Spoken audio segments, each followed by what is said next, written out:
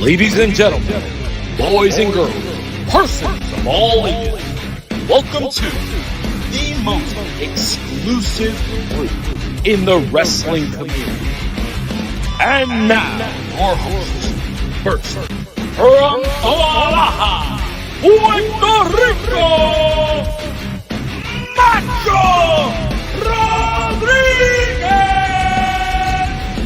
And his tag team partner from New Brunswick, Canada, God's King, Tyler Taylor!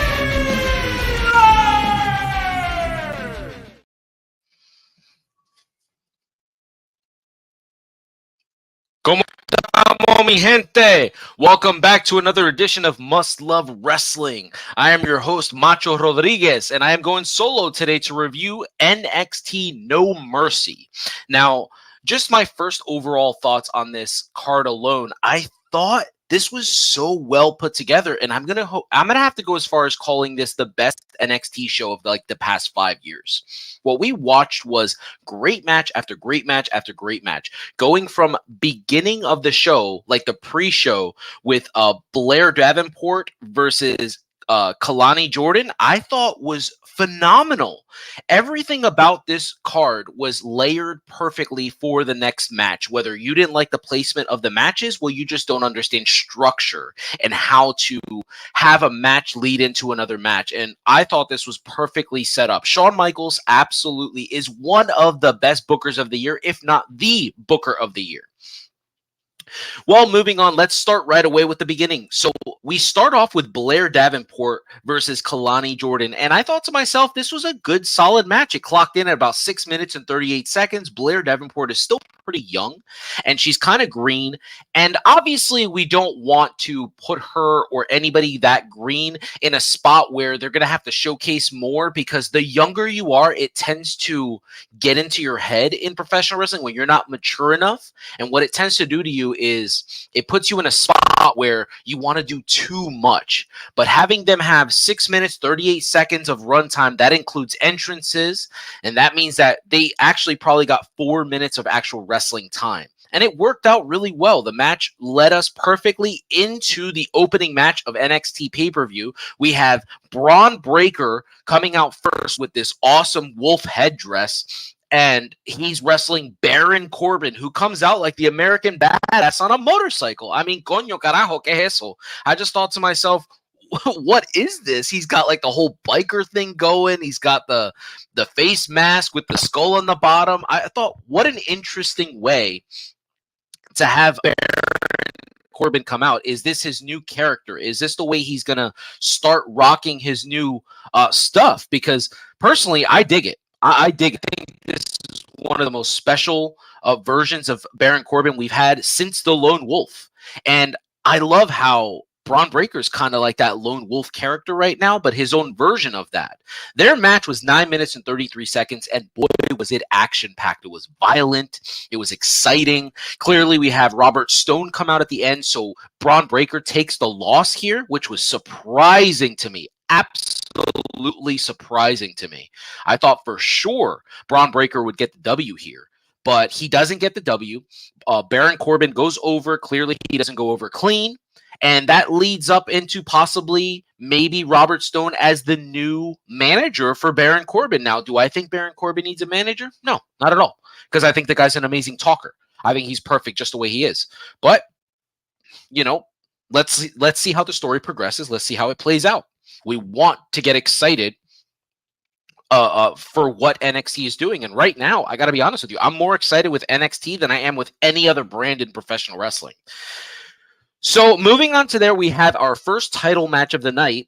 This match also was about 9 minutes. It's about 9 minutes and 28 seconds, and it's Trick Williams versus Dirty Dom Mysterio with special guest referee Dragon Lee. I really can't explain to you why I didn't understand the reasoning for having Dragon Lee as a special guest referee, other than he's currently feuding with Dirty Dom.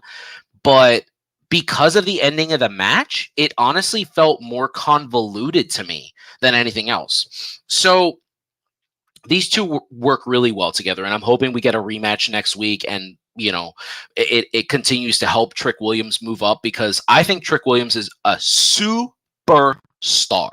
This guy is absolutely going to be a major fixture and the future of WWE. Because personally, when I look at him right now, I look at a guy who is just right there in terms of in-ring ability with Carmelo Hayes, and I look at him in terms of look. I think he's got that next level, and the fact that he has a chant, it's something that people can catch on to. It's going to be massive merchandise made that says "Whoop that trick," because typically we've all seen Hustle and Flow with Terrence Howard. The movie's phenomenal, but now we're going to have live arenas chanting that. So far, we had about 15,000 people chanting it yesterday. But can you imagine at SummerSlam, at Royal Rumble, at Survivor Series, at WrestleMania, Trick Williams just having tons of people being like, "Whoop that trick, get him, whoop that trick."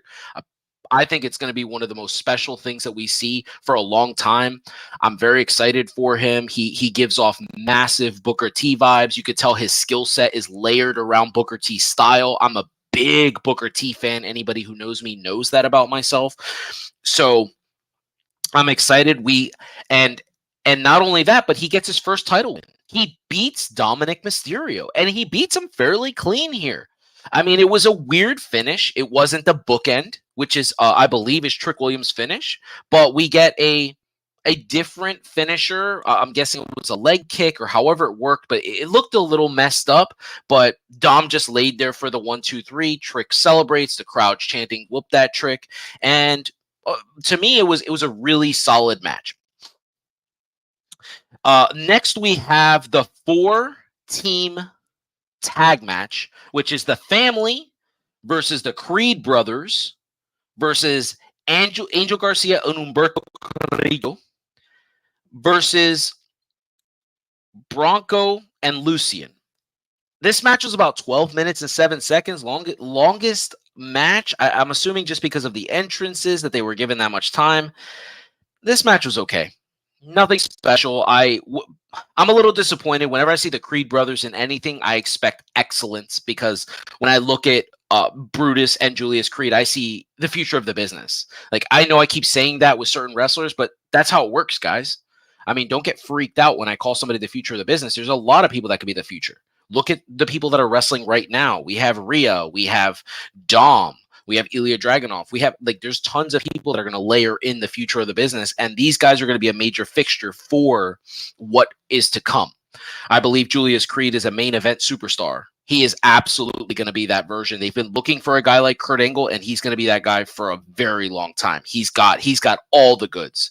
So I'm a little disappointed in this match. The Family retains their championship, and it's fine. I don't really have much to say about this match.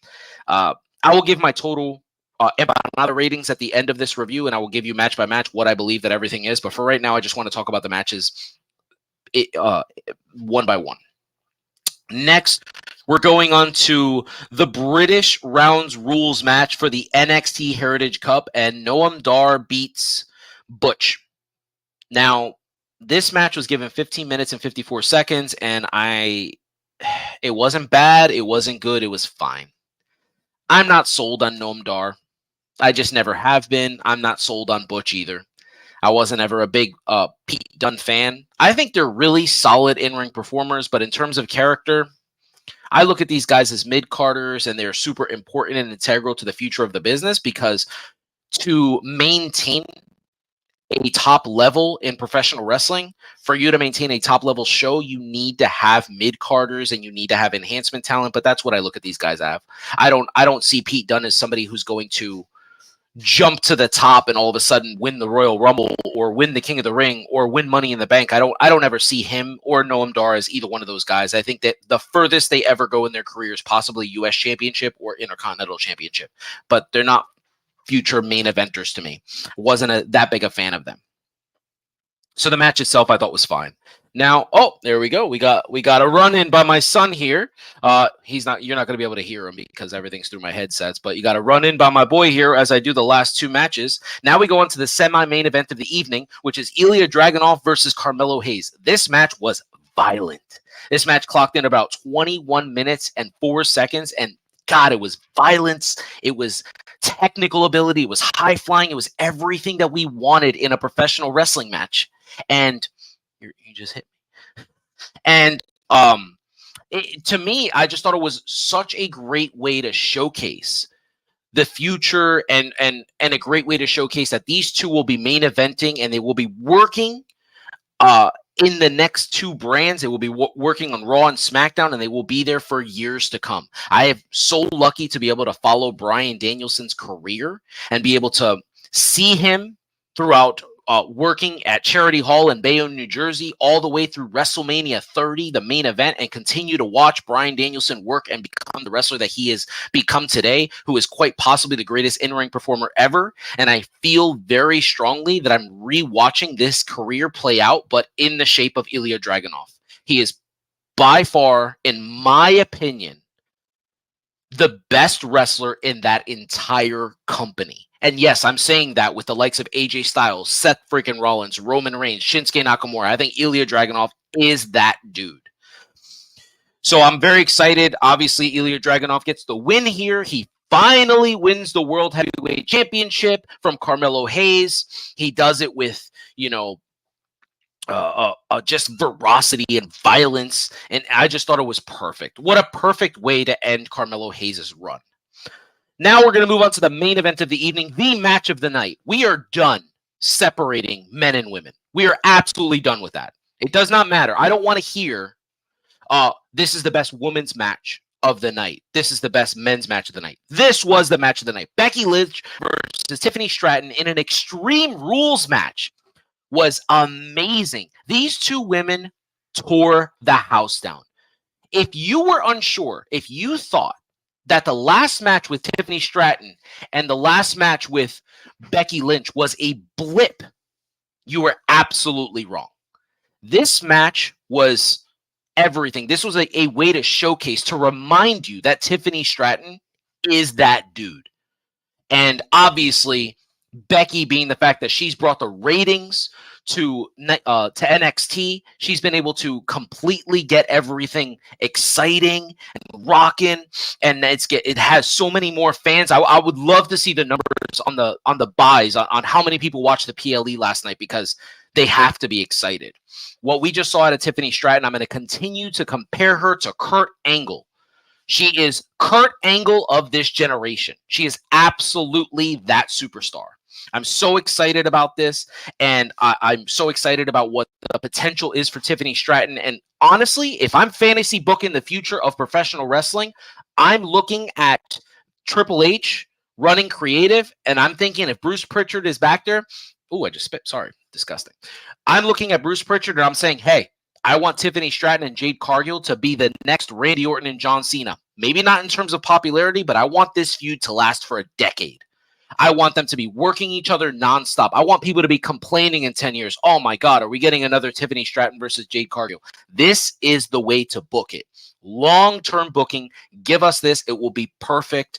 I'm excited for what's to come. So now I'm going to move on to my ratings for the matches. Overall, I'm going to give this show a 4.25 empanadas. That's exactly what I'm going to give it. So that means it's 4 empanadas and another bite of another one.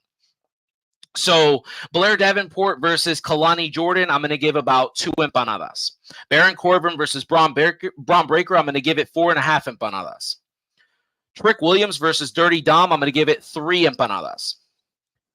The Fatal 4 tag team match, I'm going to give it 1 empanada. Honestly, I'm going to give it a bite of an empanada. This match was so underwhelming to me.